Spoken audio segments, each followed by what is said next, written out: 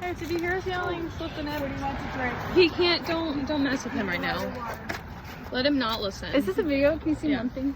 Yeah, you could. Oh, is he gonna show? She's showing us the nip now. He can't move his hands. Good morning. Logan Airport, correct. Thank you. Y'all are welcome aboard. Once you have located your seat, we ask that you please step out of the aisle. Now the passengers behind you can pass you. This will expedite our boarding process. Your large carrier item needs to go in the overhead compartment.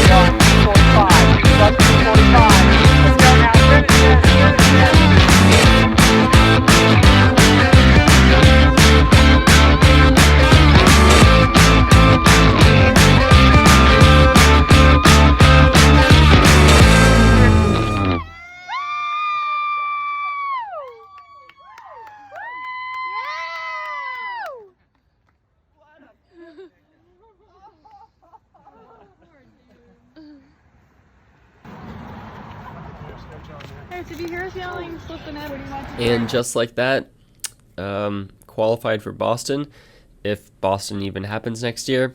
Got a new PR by 4 minutes. So I came back to Boston for school at the very end of August, and this race was 1 weekend later, and it was an extended weekend for Labor Day. So I came home to Cincinnati on Friday night, played 2 softball games with my friends, which is so much fun. Hung out with my friends all weekend, saw my family, headed up to Columbus Sunday night, raced the marathon Sunday morning. It was on a bike trail, and you would sign up for a time slot like every half hour. That way there wouldn't be too many people. It was measured and marked on both ends, 6.55 miles out, back.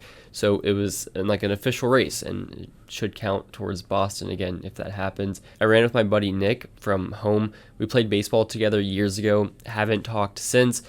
We saw that we were both training for a marathon, and we got in touch, and we ended up doing this together. He was doing the virtual Boston option, so this was like his virtual Boston 2020. This was my hopeful Boston 2021 qualifier, and having someone to run with was a huge difference versus trying to run the marathon alone.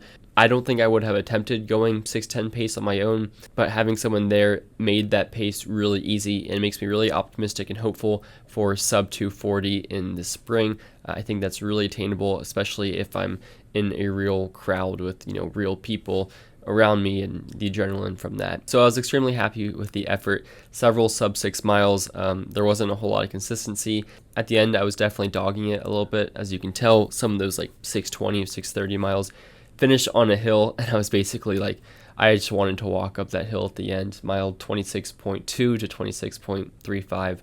I really wanted to walk. Now, I was very lucky to have my dad and Nick's friend were both cycling with us, so I had water every couple miles. I had Noon water, caffeine, and then I had a Cliff gel block, and I had, I think, just one package of those, so like 6 cubes, maybe a little bit more throughout, so I had energy when I needed it, so that's going to be better than it would be in a real race, and it was really great to have that. So yeah, that's my second marathon, gone from 2:46.37 to 2:42.52.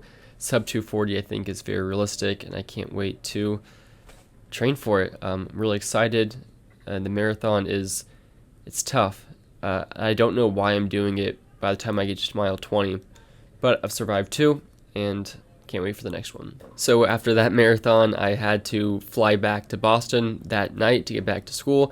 I had a layover too, so it was a long night. Tired legs the next day. Now it's 2 weeks later, putting in a 45-50 mile week. I'm just going to start relaxing with my runs and then kicking it back in probably at the end of the year. All right. Thanks for watching.